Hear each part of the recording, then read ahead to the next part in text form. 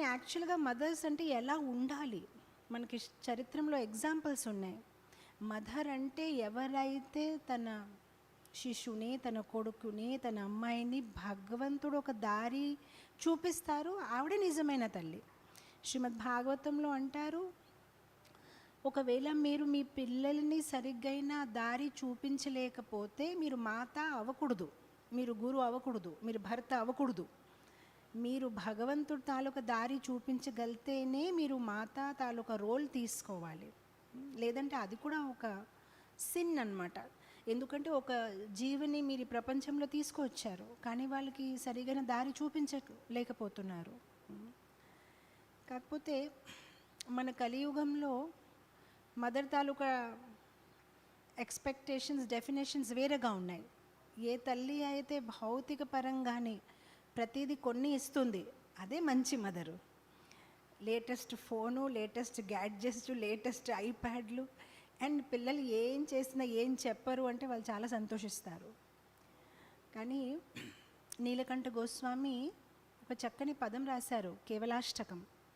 దాంట్లో కూడా ఆయన అంటారు సగురు సపితా చాపి సమతా బంధవోపి నసా శిక్షయే చే సదా స్మర్తుం హరేర్నామేవ కేవలం. హరేర్నామేవ కేవలం. సగురు సపితా చాపి, అతనే గురు, అతనే పిత. స మాత స బంధవో, అతనే బంధు, అతనే మాత. ఎవరైతే భగవంతుడు తాలూకా నామం గురించి చెప్తున్నారు. మిగిలిన వాళ్ళు నేను మీ మదర్ అని చెప్తే కూడా మనకి మీరు కృష్ణకి చేరిన మార్గం చూపిస్తున్నారు లేదు, అది చాలా ఇంపార్టెంట్. భక్తులుగా మనం ఇలా మాట్లాడినప్పటికైనా ఎవరైనా ఆబ్జెక్షన్ రేస్ చేయవచ్చు, కానీ భక్తి జీవితంలో ఎవరైతే మనకి ముందుకి తీసుకువెళ్తారో ఆ సంబంధాలనే మనం విలువ ఇస్తాము.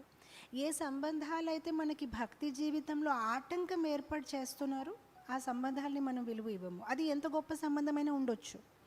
మనం చరిత్రలో చూస్తే భరత్ మహారాజ్ తన తల్లి కైకేయిని వదిలేశారు, త్యజించారు. ఎందుకంటే కైకేయి శ్రీరాముడిని ఇబ్బంది పెట్టింది. అలానే మనం చూస్తాము విభీషణ్ కూడా తన సొంత అన్నయ్య రావణాసుని త్యజించాడు, ఎందుకంటే తన శ్రీరాముడు వ్యతిరేకంగా ఉంటున్నాడని.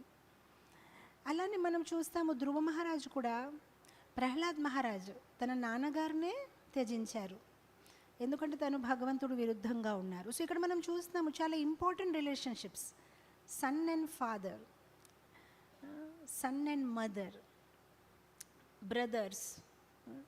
ఈవెన్ మనం బలి మహారాజు ఒక చరిత్రలో చూస్తే ఆయన ఓన్ గురుని ఆయన త్యజించారు. శుక్రాచార్య ఆయనకి ఎంతో సాయం చేశారు, కానీ ఎప్పుడైతే తనకి కృష్ణుడికి మధ్యలో వచ్చారో గురుని కూడా త్యజించారు. దాని అర్థం ఏంటంటే మనకి ఏ రిలేషన్షిప్ అయినా అప్పుడు వరకే వ్యాలిడ్, ఎప్పుడు వరకైతే ఆ రిలేషన్షిప్ మనకి కృష్ణుడికి దగ్గర తీసుకువెళ్తుంది. కానీ ఎప్పుడైతే ఆ రిలేషన్షిప్ మనకి మధ్యలో ఆటంకం ఏర్పాటు చేస్తుంది, ఆ రిలేషన్షిప్ని త్యజించవచ్చు.